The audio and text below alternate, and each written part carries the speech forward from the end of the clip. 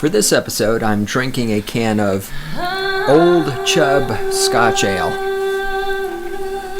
It's just a standard thing I need to drink for every episode. God knows I can't put up a status I'm sober. Ah, shit. Forgot to refill my water bottle. You know, I really don't want to get up because I'm really fucking comfortable in this chair. Randy, go get me water.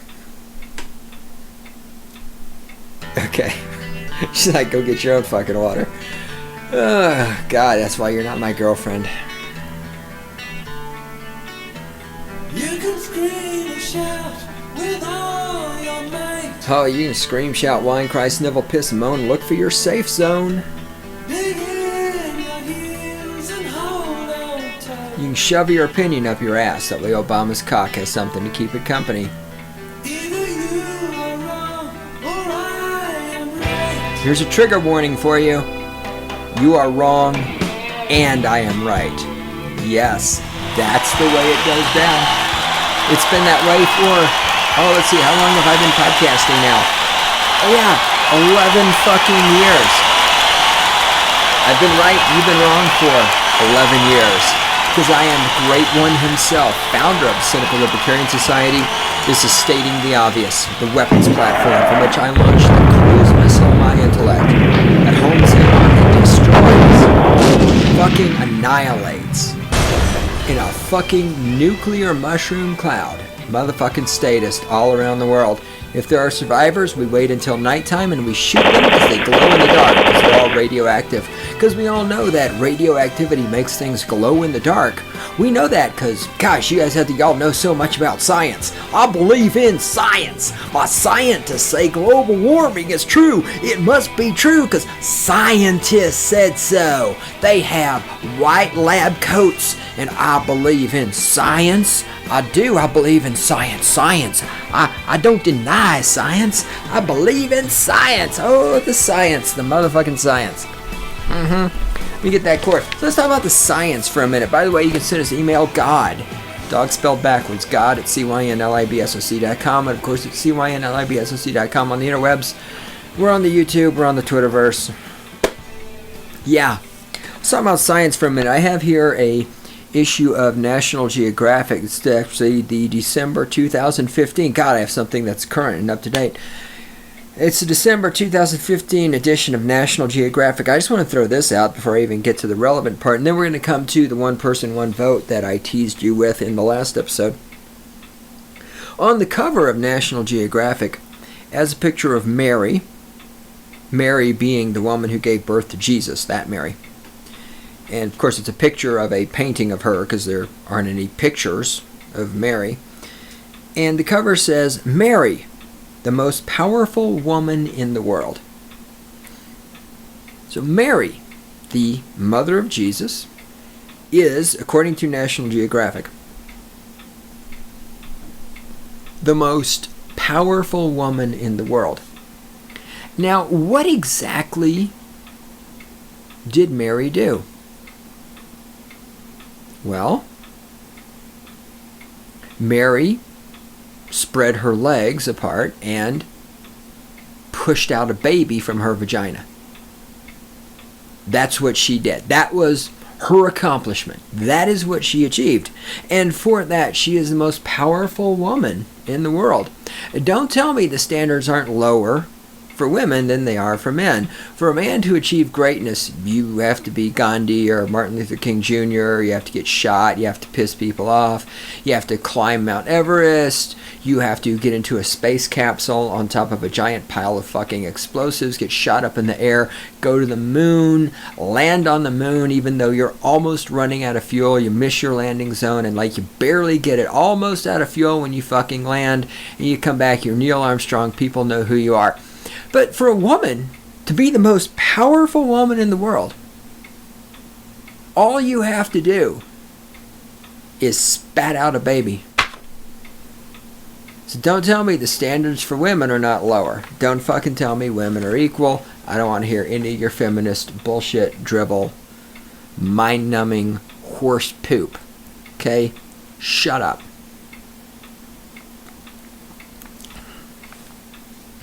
speaking of dumb people, okay. Let me read from this article, The Science of Delicious, in National Geographic, December 2015. We're on page 67. Almost 25 years ago, my wife introduced our daughter's brownie troop to the tongue map, which she'd learned about in a cookbook when she herself was a girl.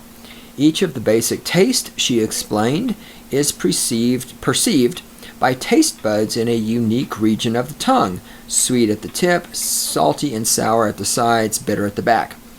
She gave the girls Q-tips and bowls of salt water, sugar water, and other liquids, and invited them to prove it to themselves. "I can taste everything everywhere," one of the girls said. "No, you can't," my wife said. "Try again and really pay attention." "I can taste everything everywhere too," said another girl. As it happens, the brownies were right and their leader was wrong. It is true that in some people the receptors for particular taste, not paste. Paste is what you use to paste paper together. That's the craft and art section. This is different. Particular taste may be more concentrated in certain areas on the tongue, but all of them are found all over, and a Q-tip dipped in lemon juice will seem sour no matter where you dab it. The notion that each taste has its own tightly circumscribed detection zone can be traced, I have to flip the page, can be traced to a 1942 misunderstanding by a Harvard professor of a paper published in Germany in 1901. The tongue map wasn't definitively debunked until the 1970s, and many people still believe in it, even though it only takes seconds for 7-year-olds to disprove it. I believe in science.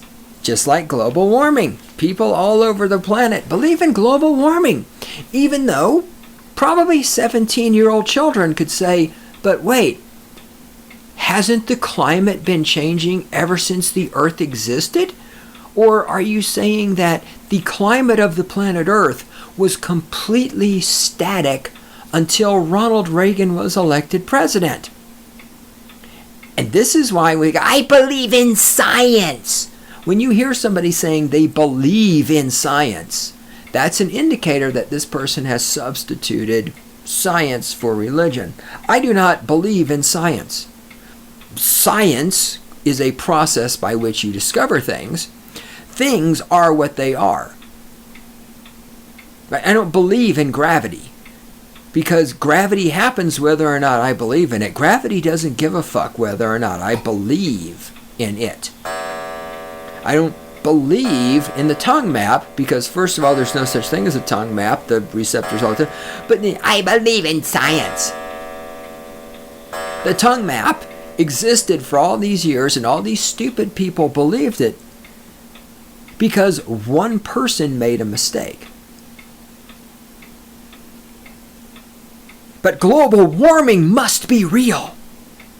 People in lab coats said so. They don't make mistakes. I believe in science. You can believe in science all you want. I know for a fact that people make mistakes.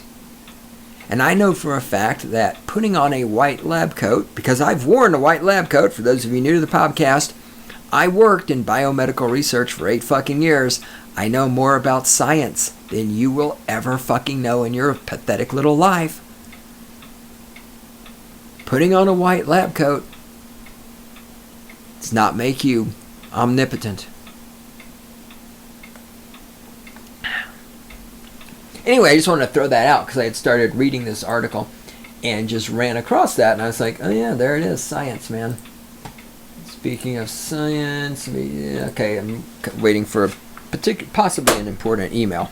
All right, let's get to the thing I teased you with. Let me read this. This is from the May 27th, 2015 edition of the Houston Chronicle. This is again, I don't really understand this. That's why I'm going to read this, and we're going to fucking puzzle this out together. And why is this important? Good question. Because again, this is the state. And the concept that there are laws that exist that are so complicated no one can understand them sort of defeats the purpose of the law. Right? The purpose of having the law is that the law should be accessible to everyone. Okay, I shouldn't say the purpose. The purpose of the law is to oppress people and keep them stupid, depending on, if you're a statist. So let me rephrase this. If you're in a society and within that society you're going to have a law, a established code of conduct, code of behavior, a set of guidelines for that which should not be done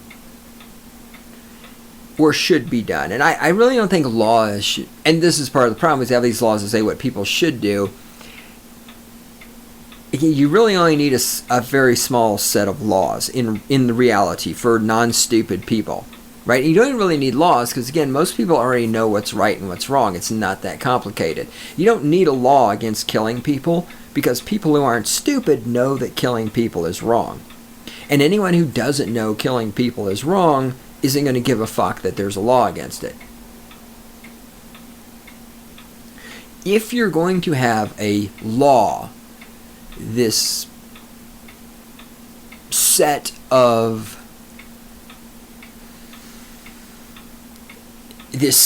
rules, this set of things that thou shalt not do or shall do whatever, it needs to be accessible to everybody. And accessible means not just available right there. It's on the internet. Not just that it's accessible physically that you can get to it, but that anyone should be able to understand it, right? This is why things like Obamacare, 2,000 pages or whatever, it takes 2,000 fucking pages to say that you have to buy health insurance. I mean, ultimately, that's what Obamacare is. It's you have to buy health insurance or else. Okay, what are the other 1,999 pages about?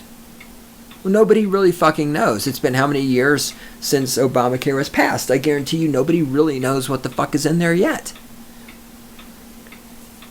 And that's a huge, huge aspect of the problem with the state. So anyhow, why this is important is because it was me drinking some Old Shub Scotch Ale. This is important to talk about and understand because this illustrates how statism is so mind-blowingly complex that it can't possibly make any sense. And yet people think that this is essential, that this is important. And it's not. It's just bullshit. It's pure bullshit.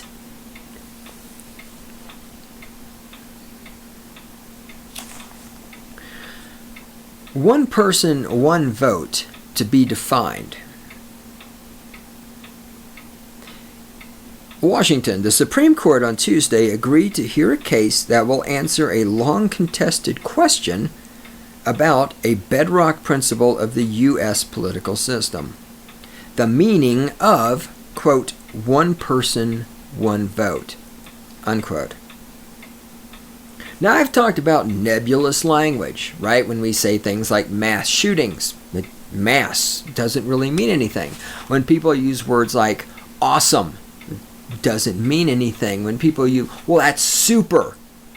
Like, I super like red wine or whatever. It's like, that doesn't mean anything. That's not quantifiable.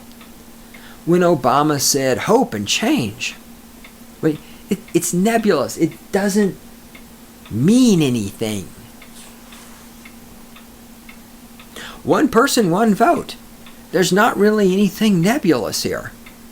One is a number. 1, it's the thing that happens between 0 and 2. Now there's other things between 0 and 2, like 0.5, 0.6, 0.7, 0.9784, 1.0001, 1.5, 1.76. Yes, there's other things between 0 and 2.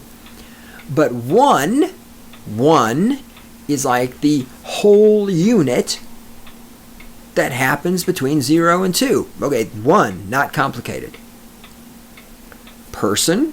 Okay, we can have a little bit of a debate about person. There's the whole abortion thing. Is a fetus a person or not? What about a individual who is in a coma? What about somebody whose brain activity has ceased, but their body, their heart, their lungs is still functioning? There's a little bit of wiggle room here on defining people. I can acknowledge this. But for the most part, person, 1 person, okay, so far. And then we have 1 again, so it's the same. And then vote. Well, vote is when you go in there and you petition the government for permission. It's when you give your authority to other people, right? So you go in here and you say you vote for Obama. And you say, I want Obama to represent me, and what Obama tells me to do, I will do. A vote is a transfer of power. In many cases, it's a transfer of power that you don't have. For example, when Obama kills people in other countries, and you say, well, he was elected. Well, yes, but voting is giving up your power to other people, giving your power to other people. But since you don't have the power, and when I say the power, of course, I mean you do not have the justification under the non-aggression principle. You do not have the authority under the non-aggression principle to kill other people. You can't say, well, I've transferred my power to kill other people to Obama, because you don't have the power to kill other people. Unless, of course, you can, but the problem is they can kill you back, which, again, is why I have explained that the attacks on the World Trade Center were not terrorism. It's like, no, the people in that building, most of them, I'm sure there were some in there who didn't vote, but those people voted for the federal government of the United States. They supported the government. They gave their power to the government. The federal government of the United States killed people in other countries, and then other people, because of those killings, came to America and killed people. That's not terrorism. That's called what you get for killing other people. And as I've said before, anytime the citizens of the United States want other countries, and it's not even really countries, it's just Islamic freaks, I call them freaks, to stop trying to kill us, the first thing we need to do is stop trying to kill them. Because, yes, Muslims, Islamists, whatever the fuck they're called, I don't give a shit, camel jockeys, they are animals, they are freaks, they are people who want to kill anyone who isn't like them. But for the most part, if we weren't bothering them, they wouldn't bother us. And again, the other side of this is that when we go kill them and then they fly airplanes into the World Trade Center, I don't have any sympathy for people who died in the World Trade Center, because they did deserve it. However, if we weren't killing the Muslims, and the Muslims came over here and killed us, well, then we would be the ones defending ourselves, as opposed to now where they're the ones defending themselves, and we could defend ourselves with impunity and just kill the little fuckers and be done with it.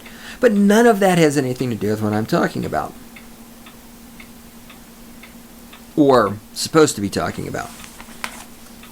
1 person, 1 vote. Okay. The court has never resolved whether that means that voting districts should have the same number of people or the same number of eligible voters. 1 person, 1 vote. Does that mean voting districts should have the same number of people or same number of eligible voters? What? Why does it matter? Well, I guess we'll get to this, but okay, look. If every person gets a vote, but some people are not eligible voters, does that mean they're not people?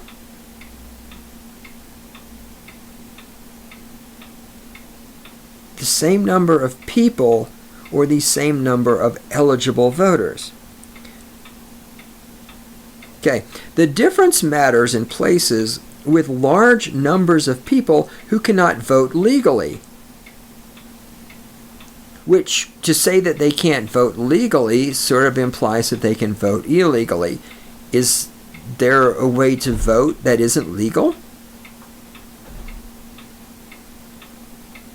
I thought all voting was legal, so there's such a thing as illegal voting? Including immigrants who are here legally but not citizens, unauthorized immigrants, children, and prisoners. So what I'm getting so far, hang on, you can see how this is important.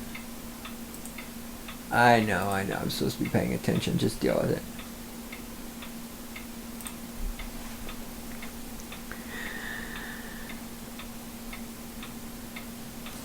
So what I'm getting so far is they can't figure out, does one person, one vote mean that in a district, in voting districts, you should have the same number of people who can vote or the same number of people? Again, see, I'm not really sure. Now, again, we're setting aside the fact that voting is violence, there shouldn't be a state, nobody should be voting, democracy is a failure. I mean, yeah, I get all of that. Okay, but we're trying to look at this from within the context of statism. Okay, a new case, Evenwell versus Abbott, number 14-940, is a challenge to voting districts for the Texas Senate brought by two voters, Sue Evenwell and Edward Finginger, something. They are represented by the Project on Fair Representation, the small conservative advocacy group that has mounted earlier challenges to affirmative action and to a central part of the Voting Rights Act. Quote, there are voters or potential voters in Texas whose Senate votes are worth approximately 1.5 times that of appellates. The challenger's brief said. Okay, how can one person's vote be worth... first of all votes are worthless. Okay, so just, yes, I get it. All votes are worthless. Again, we're playing within the boundaries of the fucked up system. How can one vote be worth less than another? Again, it's one vote. 1 is equal to 1 is equal to 1.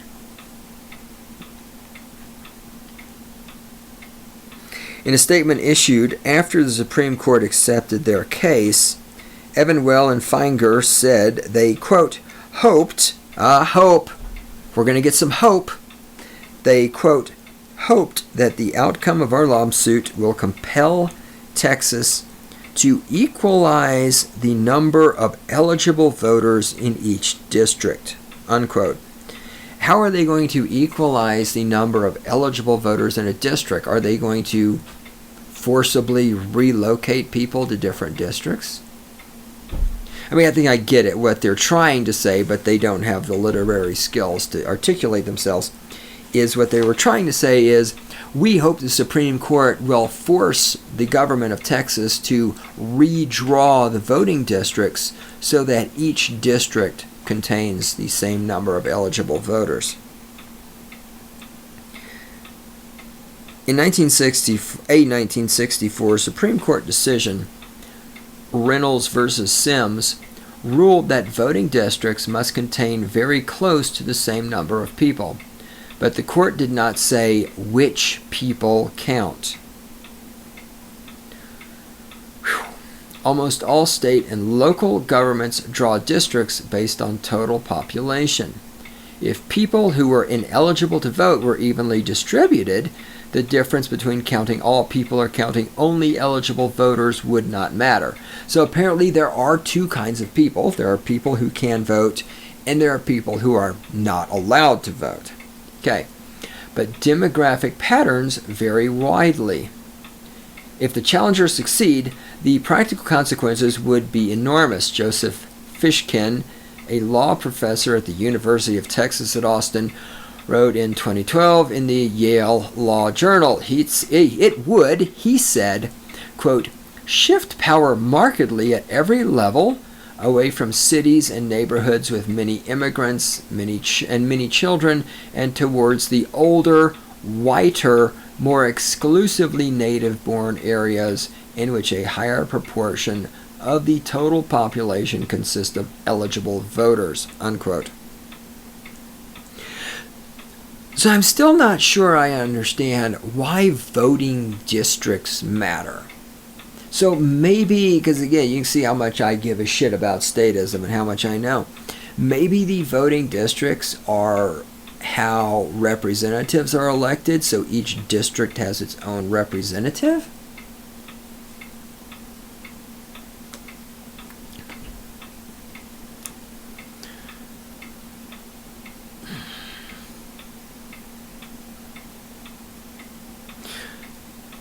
God, democracy is just such a fucking failure.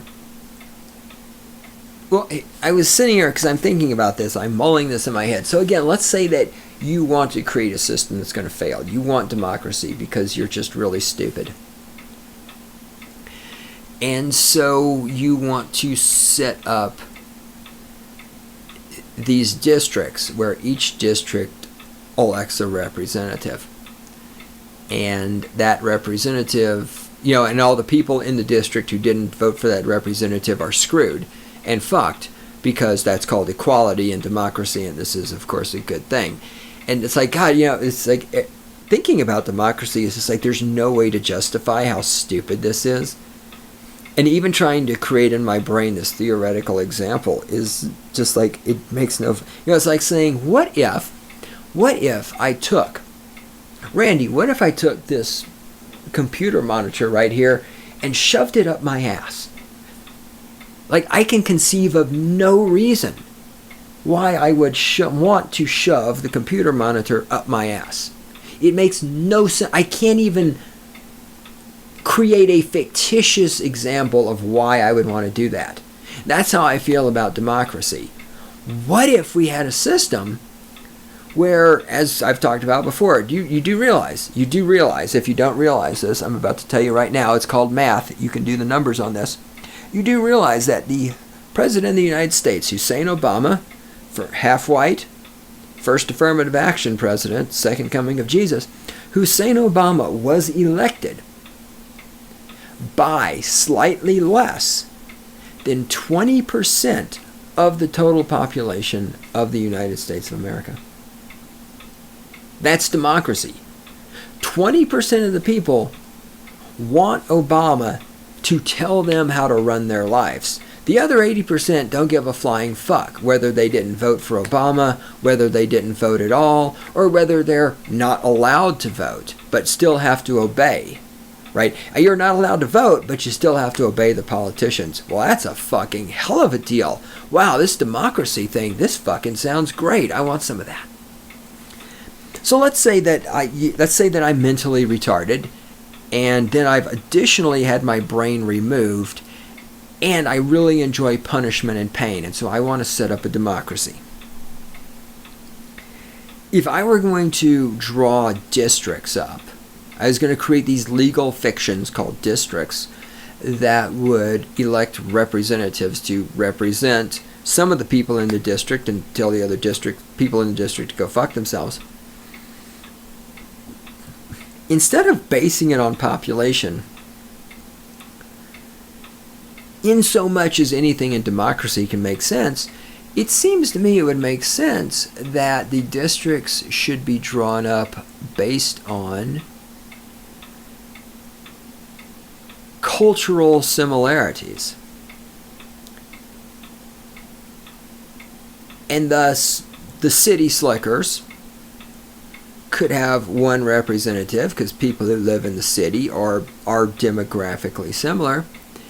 And then you could have representatives for the people who live in the country, who are the farmers. And you got suburbia, so maybe they get a representative. And then within the city, perhaps you could have, depending on how far you want to break it down, right? You could have the inner city. I guess inner city is different from suburbs. You could have the north side of Houston. You could have the south side of Houston, right? If you're out there in the country, you could perhaps have the area that's west of Houston and north of Houston and southwest. You could, I'm saying it would make more sense to break this down based on geographic location, because people within a geographic location are going to, and I know this is intolerant, diverse, and multicultural, because how dare you fucking say this. Sorry, that's a fact. I mean, people within a geographical location, unless of course you're doing forced relocation or you have mass amounts of immigration, tend to be similar to each other. So this idea that the voting districts should be based on simply counting the number of people in a district, it's bizarre to me. I can't even wrap my brain around this. I'm so far beyond democracy that none of this can make any sense to me anymore. There was a time when I probably would have understood what this means.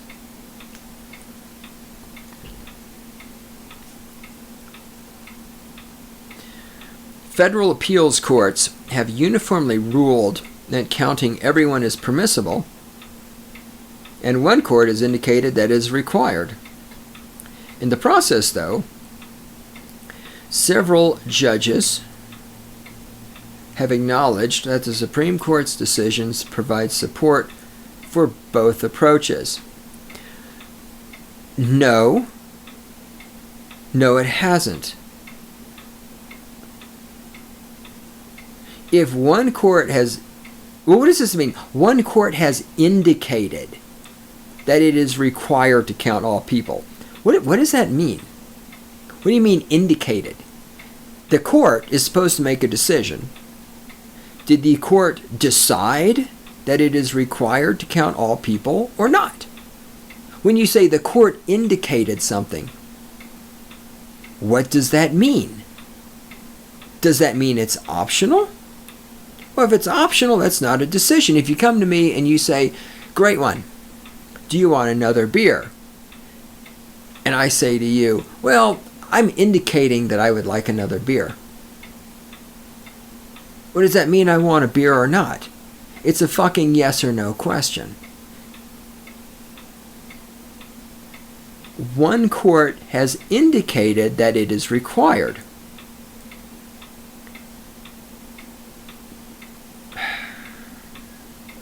However, the Supreme Court's decisions provide support for both approaches. The Federal Appeals Court in New Orleans said the issue, quote, presents a close question, unquote, partly because the Supreme Court has been, quote, somewhat evasive in regard to which population must be equalized, unquote. Well, there's a fucking Orwellian Stalinistic phrase. Which population must be equalized? Furthermore, why can't the Supreme Court just fucking tell anybody? How did they make this ruling without explaining what the fuck the ruling means? Judge Alex Kaczynski, in a partial dissertation from a decision of the Federal Appeals Court in San Francisco, said there were respectable arguments on both sides. On one theory, he said, counting everyone ensures, quote, representational equality, unquote, with elected officials tending to the interest of the same number of people, whether they are voters or not. Yes, as if elected officials are up there and they're going, well, there's 2,000 voters in your district, but there's 3,000 voters in mine. So I'm working way harder than you are or something. What?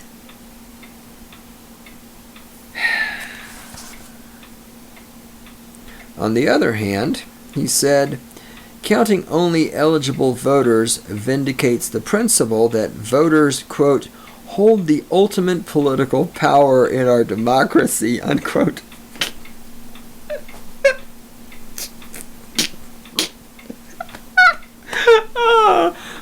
God, voters are no, the voters are sheep.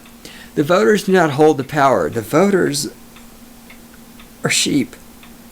You're the sheep, you fucking morons. You're the fucking sheep. He concluded that the Supreme Court's decisions generally support the second view. Even if counting only adult citizens is the correct approach, there are practical obstacles. Quote, a constitutional rule requiring equal numbers of citizens would necessitate a different kind of census than the one currently constructed. Unquote. For now, Persley wrote, quote, the only relevant data available from the census gives ballpark figures at best and misleading and confusing estimates at worst, unquote. Wait a minute. How can the census only give ballpark figures and be misleading and have confusing estimates? The census is run by the federal government and asks a whole series of intrusive questions, and they do it every 10 years. How can this be? I mean, really? The government can fuck up counting people?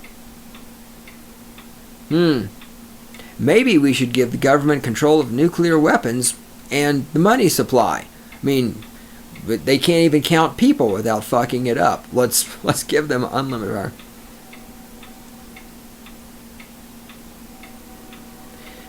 In 2001, the court turned down an opportunity to decide the question in another case from Texas after Judge Clarence Thomas objected. Okay, that was the end of that article. One person, one vote. It's so complicated.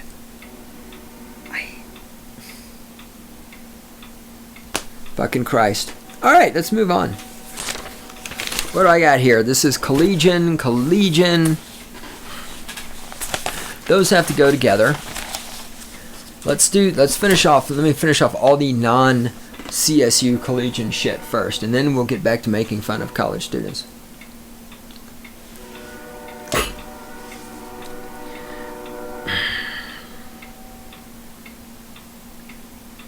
Federal Appeals Court strikes down Texas voter ID law. For those of you new to the show wondering why I'm reading shit from Texas newspapers, that's because I'm from Texas. Just throwing that out. Even if the Texas legislature did not intentionally pass a voter identification law that illegally discriminates against voters who are black, Hispanic, or poor, the practical effect of the law is discriminatory and in violation of the Federal Voting Rights Act. A 49-page opinion of a three-judge panel in the U.S. Fifth Circuit Court of Appeals was released on August 5th. Right, because of course, requiring people who don't have white skin to have identification is discriminatory because apparently if you're not white, getting an identification card is just too fucking difficult for you. There's a reason why people such as myself regard minorities as being inferior.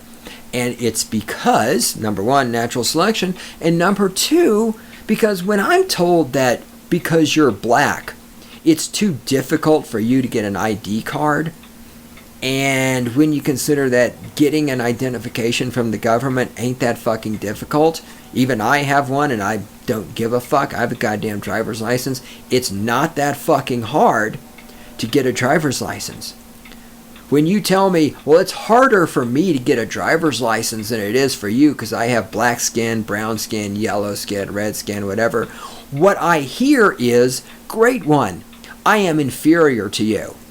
The government, which gives me all sorts of privileges and statuses that you don't have because you're white and I'm not white, can't give me an ID card. It's so complicated for me to get an ID card from the government that gives me affirmative action, welfare, food stamps, all this sort of shit, and I just can't do it. And all I hear is, wah, wah, wah, wah, I am inferior, wah, wah, wah, wah, I am inferior, wah, wah, wah, wah, I am inferior. And my response to you is shut the fuck up. When you want me to treat you, Mr. Minority, Mrs. Minority, as my equal, then you're going to fucking act like my equal. I despise the government, and yet I can manage to get a fucking driver's license. It's not that fucking difficult to do. And if you're not smart enough to get a driver's license, not only are you not my equal, but you shouldn't be voting, because you're the problem, not the fucking solution. The panel ordered that much of the case be remanded to a federal district court in Texas for further consideration. When the legislature passed Senate Bill 14 in May 2011, plaintiffs, led by then State Representative Mark Veasley of Fort Worth, filed suit naming Governor Rick Perry, Secretary of State, blah, blah, blah, blah. Plaintiffs argued that the intent of the law was to suppress the minority vote, and the law's requirement that a voter, to cast a ballot in person, must first present one of several forms of photo identification in addition to their voter registration certificate amounts to an illegal poll tax. So it is a tax. Now, oddly, I was about to say Obamacare is not a tax, but the government ruled Obamacare is a tax.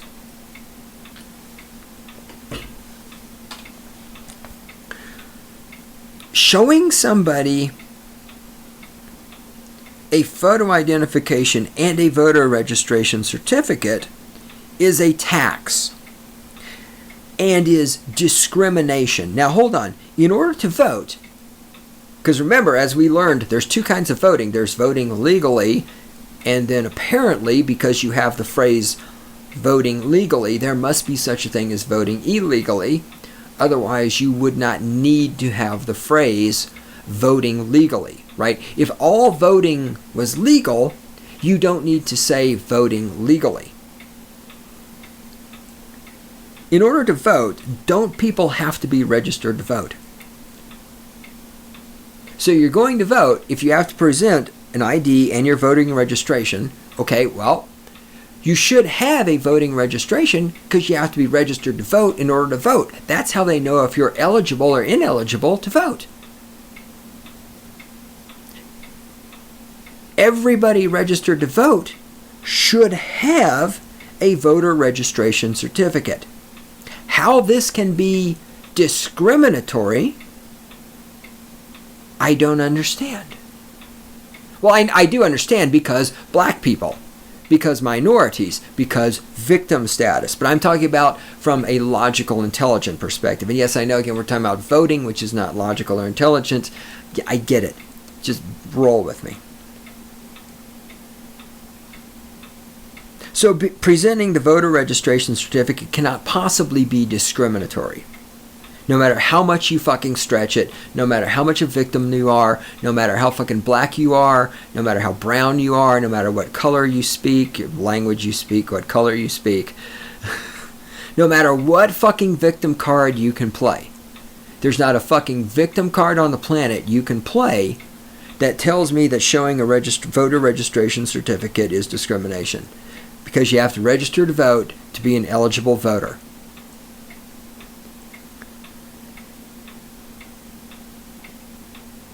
In addition to that, they have to show a form of photo identification. Now, considering that the police can demand identification from people, and if you don't show it to them, they can beat the shit out of you with their little sticks or taser you or even shoot you, shouldn't everybody have identification? I mean, remember, the government issues every person in the United States a social security number, a fucking number. And if you try to get a job and you don't have that number, you can't get a job. So the idea that having government-issued identification is somehow discriminatory when it is the government, through both actual fact, what's the word I'm looking for? Through empirically provable examples such as try to get a job without a social security number, and through slightly more subjective but still substantial examples such as when the cop says show me some ID and you tell him you don't have any ID and they ask you why not and beat the shit out of you. Okay, getting government identification, and isn't that fucking hard? How can this possibly be discrimination? Again, what they're saying is that black people and whatever fucking minorities, who do we claim this is fucking discriminating against? Voters who are black, Hispanic, or poor. Yes, because black, brown, and poor people just can't get a fucking driver's license. It's so far beyond them. And for those of you who are black, brown, and poor, how does it feel to be condescended to like this? To be told that poor people I kind of understand, because poor people are poor because they're stupid and because natural selection has been circumvented.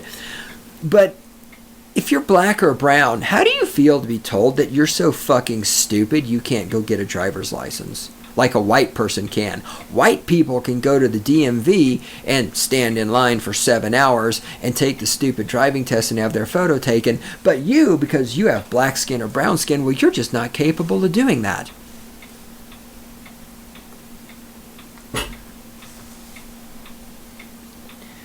The U.S. District Court, Southern District of Texas, agreed, and top state officials acting on behalf of the state appealed. In its multi-part ruling, the Fifth Circuit panel did the following.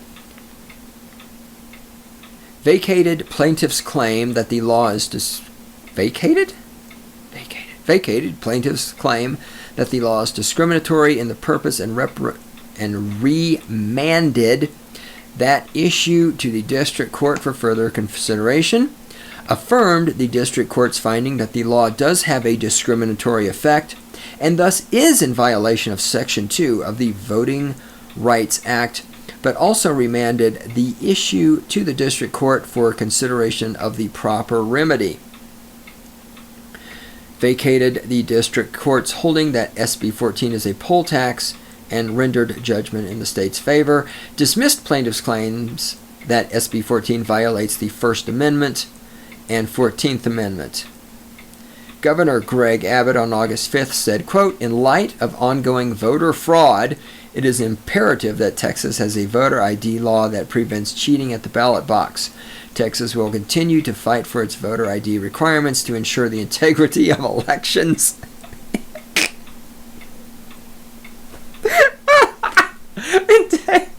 Integrity of elections. Oh. Okay, look. Integrity and elections are words that don't go in a sentence together. Integrity of elections in the Lone Star State.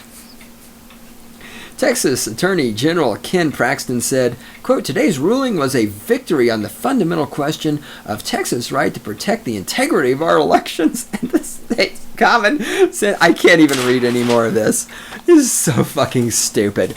Sorry that you black people are so goddamn dumb you can't get a driver's license, you know? Gosh. What, you know, and these fucking white people are just telling you you're dumb right to your face and you're celebrating it. Woo! The massa told us we's too dumb to get us a driver's license, so we don't have to show one when we vote. Oh my god, that was so racist what I just did. I don't really give a shit. Okay, what is this? Do I care about this anymore?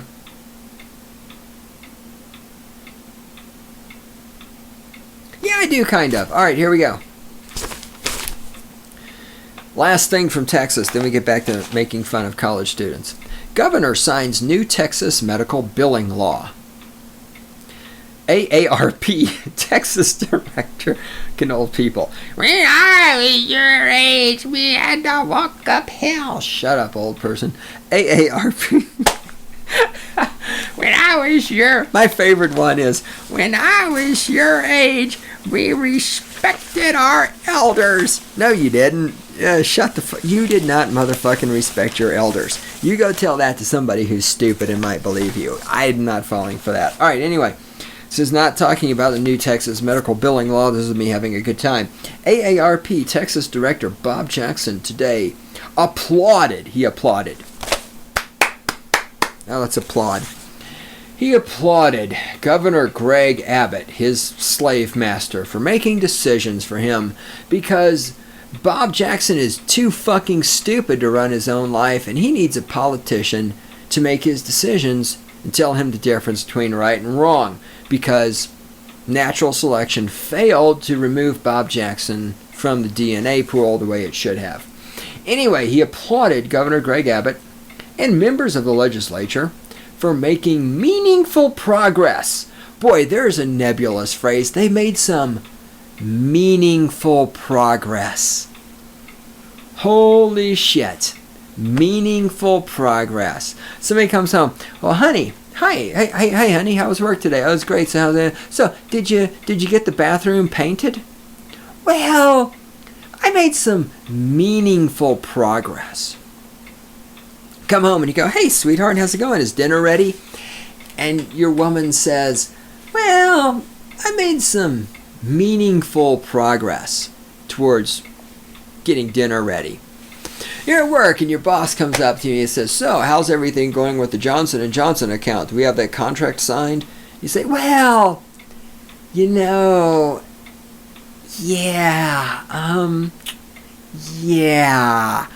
I made some meaningful progress. What the fuck is meaningful progress? You did? Or you didn't? They made some meaningful progress towards protecting consumers with the signing of Senate Bill 481. We put some words on a piece of paper. Oh, look how cool we are. We're governing. This is democracy. All right, I'm just starting to have too much fun now. A measure, anyway, a measure that could significantly reduce surprise medical billing in Texas. Senate Bill 481, sponsored by Senator Kelly Hancock, Republican, North Richland Hills, and signed Monday by Governor Abbott, gives mediation rights to nearly all Texans who go into an in-network hospital but leave with out-of-network bills. Now think about this for a minute. This law, these words on a piece of paper, give people the right. Whoa, what's going on? That was 52 fucking minutes? Jesus Christ. I'm always right, but I wasn't paying attention to the clock. I had no idea the podcast was about to end. Randy, should we go long or should I stop? Alright, fine. We'll come back. We'll pick this up in the next episode. How the fuck was that 52 minutes? I was just getting warmed up. Christ. That wasn't long enough. Oh, that's what she said. Oh! Oh, God, it's great to be me. I am a motherfucker. Oh. Hey, you know what? We're going to go long. That's just not... I just want to knock this out. I don't want to come back to it. Wah. Don't go away. I'm going to finish this article up after the closing music plays.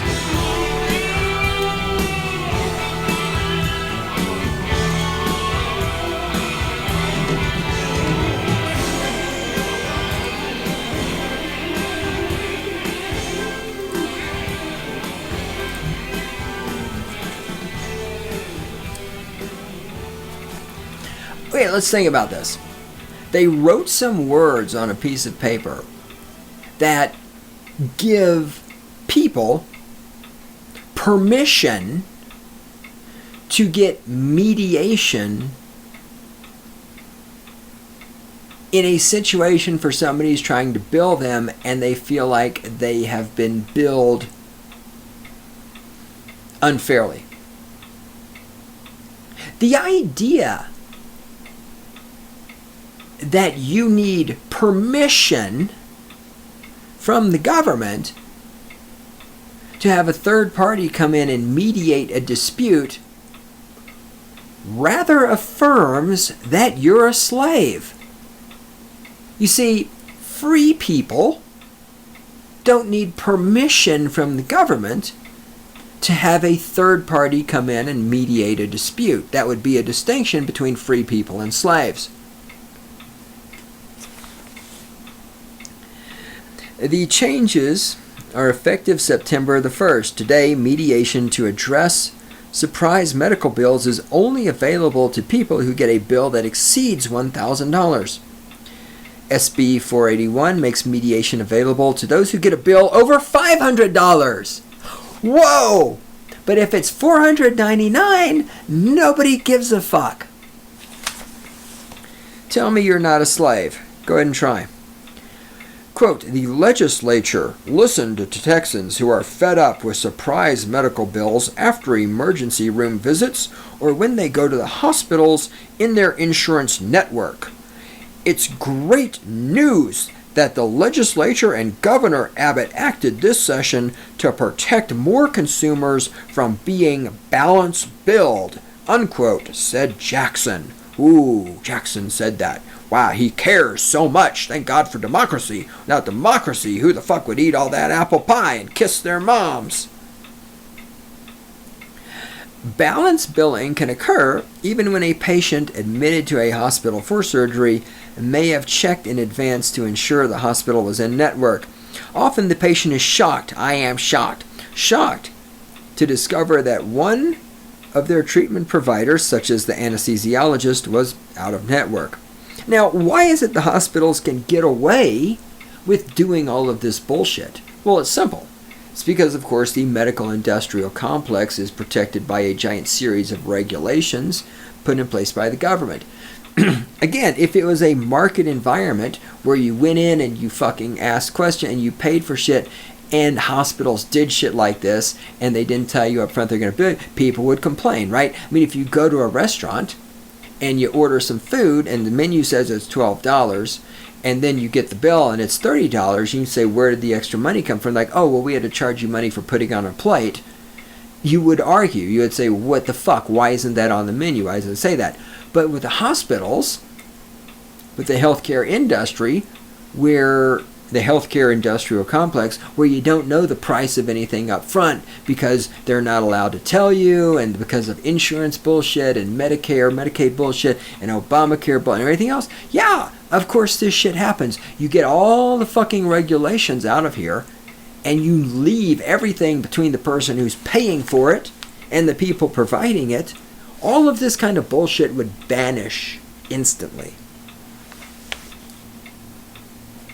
In such cases, the patient's insurance plan may cover a portion of out-of-network charges, but the remainder, which could reach thousands of dollars, falls to the patient. Well, wait, what about Obamacare? I thought we all had free health care now. I'm baffled why anybody's paying for health care. I thought Obamacare solved everything.